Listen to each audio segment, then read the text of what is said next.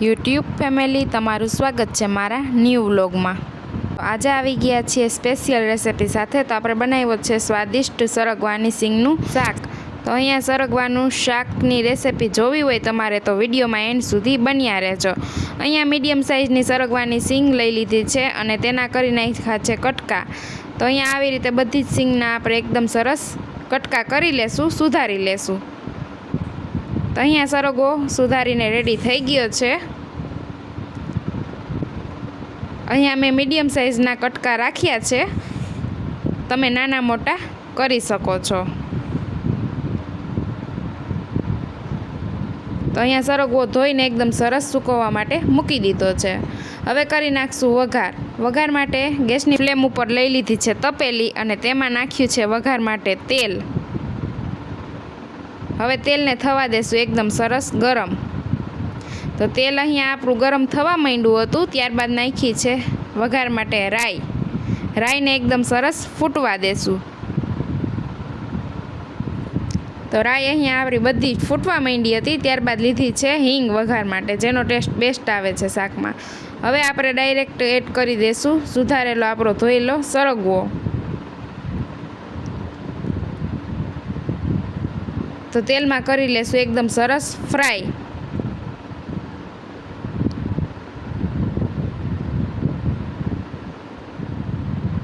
તો અહીંયા આપણો ફ્રાય થાય છે ને સરગવો, ત્યાં સુધી આપણે મસાલો રેડી કરી લઈએ। તો અહીંયા ખાંડણીમાં લીધું છે લસણ, જે નમક નાખીને એકદમ સરસ પેસ્ટ બનાવી લીધી છે, તેને લઈ લેશું વાટકીમાં। તો વાટકીમાં એડ કરી છે લસણની પેસ્ટ, નમક નાખી અને ધાણા જીરું પાવડર, તીખાસ માટે લાલ મરચું પાવડર, જેટલું તીખું કરવું હોય શાક એટલું લાલ મરચું પાવડર એડ કરીશું। ત્યારબાદ કલર માટે નાખ્યું છે કાશ્મીરી લાલ મરચું પાવડર। ત્યારબાદ નાખશું હળદર પાવડર।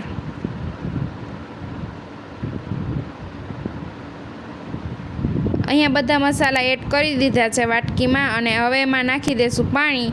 પાણી નાખીને એકદમ સરસ બનાવી લેશું પેસ્ટ।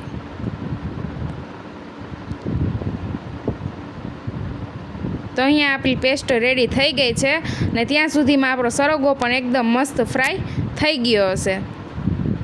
તો જોઈએ ને તો સરગવો એકદમ મસ્ત ફ્રાય થઈ ગયો છે, ત્યારબાદ આપણી પેસ્ટ એડ કરી દઈશું।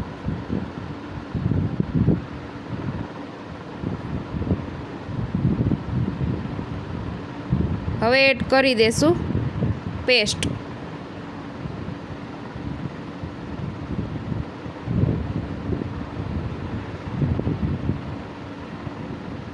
હવે આ પેસ્ટને કરી લેશું મિક્સ અને પેસ્ટમાં આપણે પાણી નાખ્યું હતું ને, પાણી બળી જાય ને એટલી વાર ચડવા દેશું એકદમ સરસ સરગવાની સિંગને।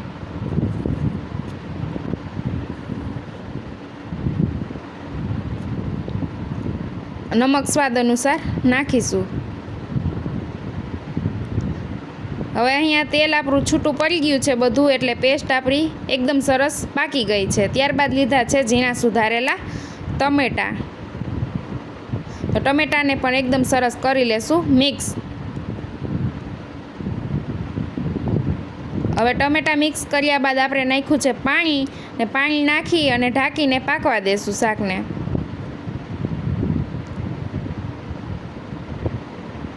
વચ્ચે એકાદી વાર આપણે જોઈ લેશું,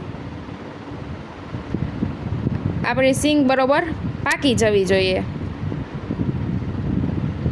તો અહીંયા હાથ વડે જોઈએ ને તો આપણી સિંગ પાકી ગઈ છે એકદમ સરસ, અને તેમાંનું પાણી પણ છે ને બધું બળી ગયું છે। તમારે જેટલું પાણી રાખવું એટલું રાખી શકો છો। અહીંયા લીધો છે ચણાનો લોટ। ચણાના લોટને છે ને કલર ચેન્જ થઈ જાય ને ત્યાં સુધી શેકવાનો છે। જો કાચો નાખશો ને એટલે શાક તમારું ચોટશે। શેકેલો ચણાનો લોટ નાખવાથી શાકનો ટેસ્ટ પણ વધી જાય છે અને એકદમ મસ્ત ગ્રેવી પણ આવી જાય છે। તો અહીંયા મેં 2 ચમચી જેટલો ચણાનો લોટ શેકી લીધો હતો અને એડ કરી દીધો છે। હવે નાખ્યા બાદ તમે જ વિડીયોમાં જોઈ શકો છો, શાકનું છે ને એકદમ મસ્ત ટેક્સચર આવી જાય છે ને એકદમ સરસ ઘટ થઈ જાય છે આપણું શાક, ને ટેસ્ટ પણ બેસ્ટ આવે છે ચણાનો લોટ નાખવાથી।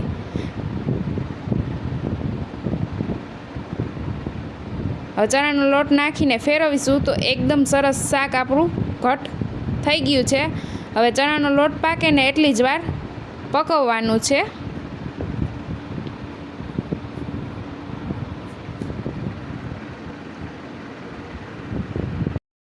તો અહીંયા ચણાનો લોટ આપણો એકદમ સરસ પાકી ગયો છે. તો ગેસની ફ્લેમ કરી દેશું બંધ.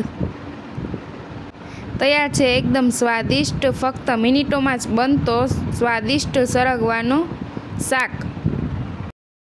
જો આ રીતે શાક બનાવશો ને તો એકદમ ટેસ્ટી બનશે અને સિંગ પણ છે ને આપણી આખી રહે છે, જરીએ ભાંગતી નથી.